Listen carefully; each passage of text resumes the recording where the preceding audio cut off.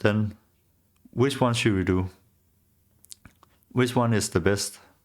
And you probably heard that vegan is better than meat, that meat leads to heart diseases and so on. But when you actually look into the studies, then you can see some of the largest studies that have been done where they look at the vegan diet, people on vegan diet and people who eat meat in America. So there's the study where there was 100,000 people in it. So they take people who ate meat, compare them to people who were vegan or vegetarian. So before I tell you the outcome of the study, so the outcome of the study showed that people with a vegetarian diet has much better health. But now we also have to characterize these persons, because who are they? Because this group over here just ate meat. And so the ones who go on a more vegetarian and vegan diet and start actually eating more vegetables, they first of all start being more conscious about their health. So that also probably means they are physically active. They eat way more vegetables and get way more nutrients they actually need. But for the meat part, it's just people who eat meat, so they can basically be carnivore, be healthy, work out, be physically active, but they can also eat burgers, pizzas, and all kind of junk food and not get the nutrients. So you basically have the average Joe up against someone who is conscious about their health. And then you don't need to make a study to guess who is the most healthy person.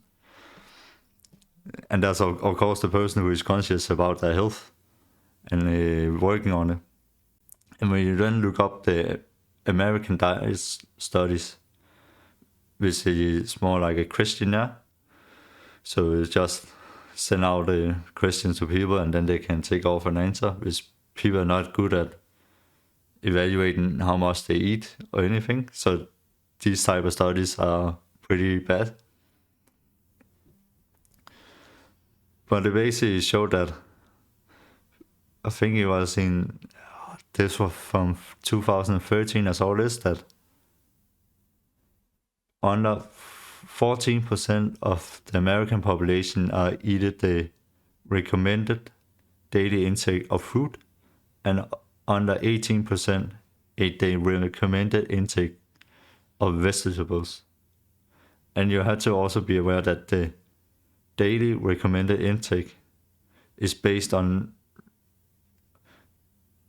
is to make sure that you're not becoming deficient. So we are not even talking about you getting the optimal level of vitamins and minerals. It's just for you not to be deficient. So when you actually have a small part of the American population not eating the recommended amount of fruit and vegetables, and then you compare it to people who actually are meeting or at least should meet the recommended amount of vegetables and fruit in the day, then of course you will end up with people who show that they eat meat, then they also get heart disease and so on. But they also have been linked to show that the saturated fat can lead to an increase in your bad cholesterol. And it's not so much an increase in your bad cholesterol, but when the ratio between your bad and good cholesterol get out of balance, then you have a potential risk to get heart diseases and so on. But another study, actually one of the largest studies, on a carnivore diet that took people who have been 6 or more months on the carnivore diet and asked them if they've seen any health improvement and the reason behind why they did it. So this is not any factual, but more observation study where you try to find trends and tendencies that spike out, and then you can research it closer. But they actually found that people on a carnivore diet, they experience actually health benefits from only eating meat, and a lot of like symptoms that had disappeared, allergies and so on. And what I also pointed out in the study is that we know what I just told with the saturated fat, that it can actually increase your LDL, that even though we know that can be true, that in this case, even though people intake more meat with more saturated fat, they actually didn't have, or anyone didn't actually report cholesterol that was too high. So what are we going with this? It comes to show basically there's no perfect diet. There's no good or bad diet. It is kind of a cliche, but the best diet is the best diet for you, that works for you. And everything depends on where you live in the world, where are your ancestors from, and basically what makes your body thrive. And that's why I said earlier that you want to start in the middle, where you cut out all junk food, so you only eat meat, fruit, and vegetables. And then you go through the first month to get over this energy, and then you start getting the feeling where your body actually feels good. And when you change your diet, the first thing is very important, is to notice how your body feels.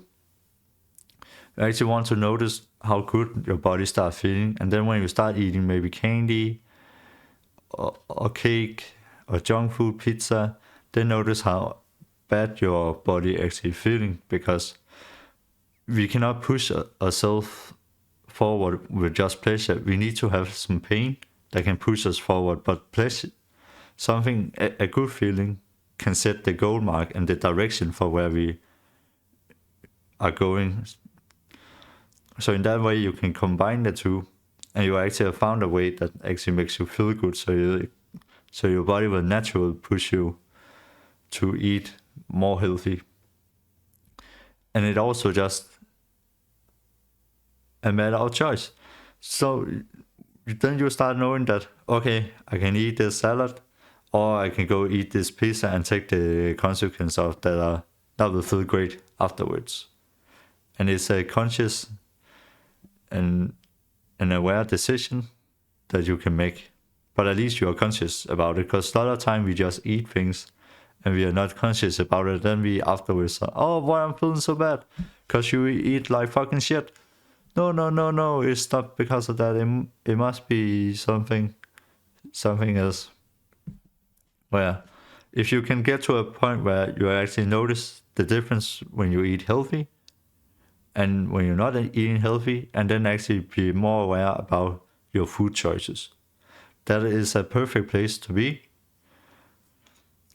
And in that way, you also get control over your own diet. Because especially if you eat healthy, you don't have to think about calories, because you most likely not eat enough calories. That's the thing.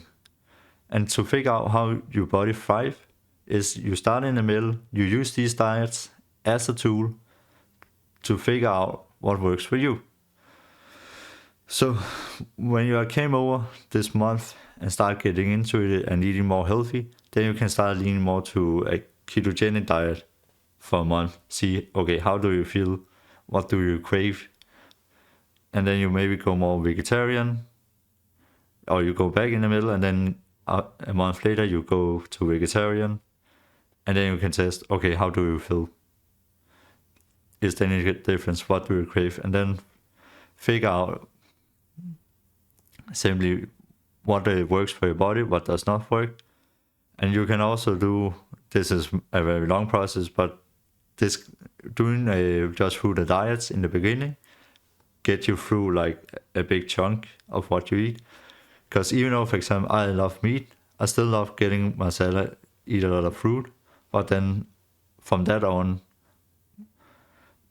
my diet is very meat heavy. Also because to stimulate my hunger, then I need more meat and more fatty food, as it saturates your hunger level a lot.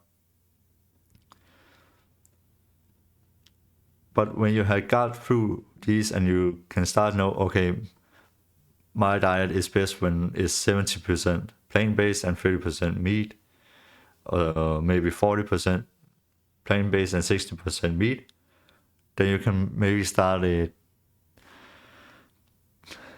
dialing it even more, narrow it even more down by, okay, now I eliminate tomatoes for a month, see how that feels, and then you get it back in. Is there any change? So let me give an example. I've actually found out that I have a problem with gluten.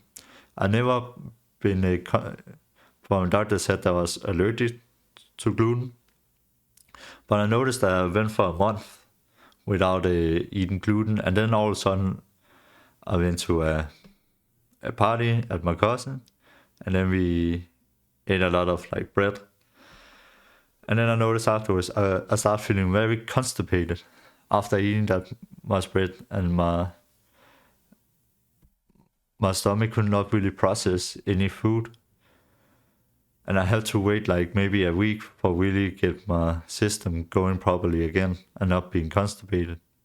And then I noticed that when I actually eat gluten, and I eat a lot of gluten, then I start getting constipated by it, which is not good for my stomach, because then it cannot function properly. I can eat a little bit, but my problem is also I really love eating bread, just sit and nip to it and eat it. So it's, yeah, for me, I'm very much either I do it or I don't. And that's something I know. I know if I go in and I go in to eat a lot of bread, then I will also feel constipated afterwards.